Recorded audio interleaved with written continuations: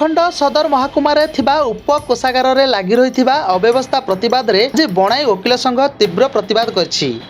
उप कोषागार रे सरकारी व्यवस्था हेउ कि आईन अदालत मामला सबु क्षेत्र रे प्रतिबंधक सृष्टि हुए। कोषागार रे दीर्घ 1 वर्षरु ऊर्ध्व समय धरी 1 टंकारु 20 टंका पर्यंत कोर्ट फी स्टाम्प पेपर न मिलिबा कारणरू लोके आईन सेवा पाइबारु वंचित हेउछंती। केवल सेतिकी नुहे, दीर्घ दिन हेब अधिकारी नथिबारु 4-5 मास तले केवल शून्य स्थान पूरण क्रमे बणाई ब्लॉक रे जणे अधिकारी को नियुक्ति करा जायछि, हेले किंतु काम किछि हेउनी। हमर आज्ञा ये असुविधाटा आज नुहे, दीर्घ 1 वर्ष होला आमे माने दाबी करी आसु कि बणाई कोर्ट परमिशेस रे कोर्ट फी आ स्टाम्प पेपर मिलू नहीं, किंतु एई बणाई सबटेज रे जो ऑफिसर महोदय माने अछन तांकर कुंभकर्ण निद्रा भांगू नहीं। आउ जेते अभियोग कले मध्य से माने शुणु नांती, खाम ख्याल नीति चलैछंती। जे वंस जब हे गला माने से माने पब्लिक रो ऑफिसर हे गले, पब्लिक सेवा करवा ई जिनसला भूली गले धर्मटा। आज मध्य से ऑफिसर आछंती, तांकर किसी रेस्पॉन्ड नहीं। आउ लोक माने पब्लिक माने नाइ नथिबार असुविधा सम्मुखीन होउछंती। 10 टंका 20 टंका स्टाम्प पेपर टे कोर्ट फी पई राउरकेला जाइकि आणुछंती। एथिरे वकील मानकर व्यक्तिगत किसी असुविधा नहीं, किंतु आज आमे पब्लिक रो सुविधा पई ए आंदोलन को बाध्य होइकि आमे ए आंदोलन पंथा को नैछु। ए बाबद आमे लिखित स्थानीय सब कलेक्टर एवं तांकर जो टेजिरो हेड ऑफिस को मध्य जणैछु।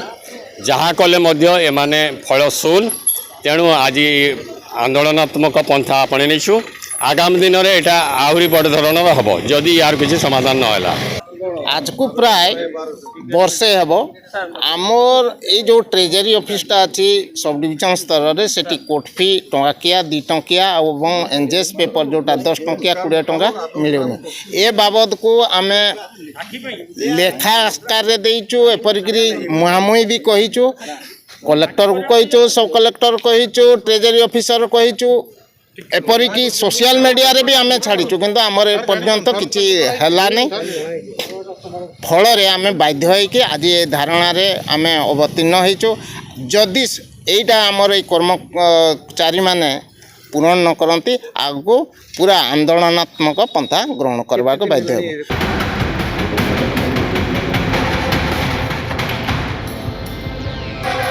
अधिकारी घटना उपरे प्रश्न कले से 15 दिन तले जिला मुख्य को अवगत करथिबा कहिसंती, किंतु आगरु नीरव कहीं थिले प्रश्न रे उत्तर दे पारि नाहंती। आमर ऑलरेडी 15 दिन आगरु आमे दे देइछु इंडेंट पे। मैडम आमर पुलिस रिक्वेशन और जीवा पे जहाँ खर्च अच्छी तार एस्टिमेट भी दे देइछु।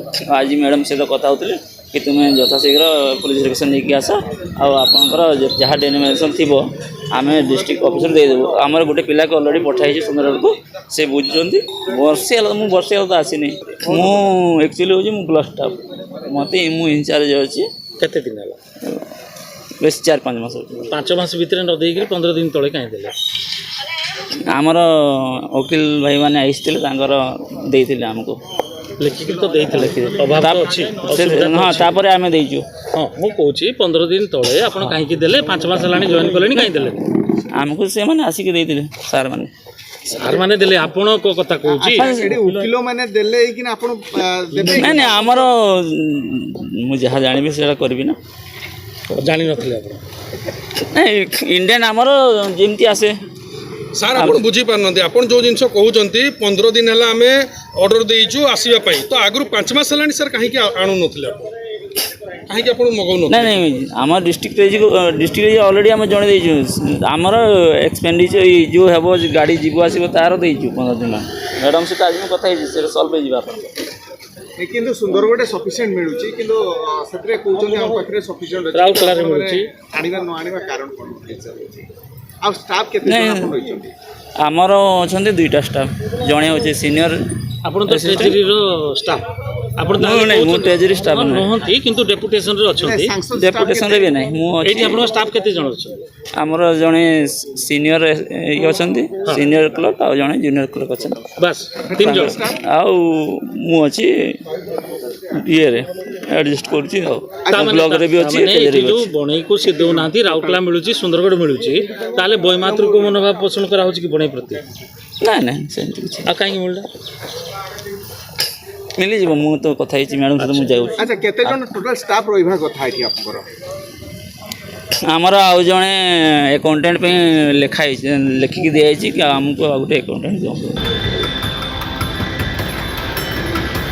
ସେପଟେ ସୁନ୍ଦରଗଡ଼ରେ ମିଳୁଛି, ରାଉରକେଲାରେ ମିଳୁଛି, କିନ୍ତୁ ଆଦିବାସୀ ଅଧିଷ୍ଠିତ ବଣାଇ ଉପଖଣ୍ଡରେ ଏଭଳି ସୁବିଧାରୁ ବଞ୍ଚିତ ହୋଇ ଲୋକେ ଅଯଥା ଅଧିକ ଖର୍ଚ୍ଚାନ୍ତ ହେଉଛନ୍ତି।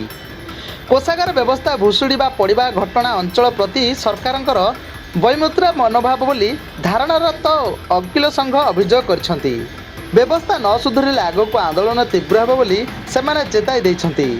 ଏନେଇ ଭାରପ୍ରାପ୍ତ ଅଧିକାରୀ କହିଛନ୍ତି 3 ଜଣରେ କାର୍ଯ୍ୟାଳୟ ଚାଲୁଛି, ସେ ପାରୁ ପର୍ଯ୍ୟନ୍ତ ଚେଷ୍ଟା କରୁଛନ୍ତି, ଆବଶ୍ୟକ କର୍ମଚାରୀ ପ୍ରଦାନ କଲେ ସୁଚାରୁ ରୂପେ ହୋଇପାରିବ ବୋଲି ମତ ରଖିଛନ୍ତି। ବଣାଇରୁ bureau report, news M Odia.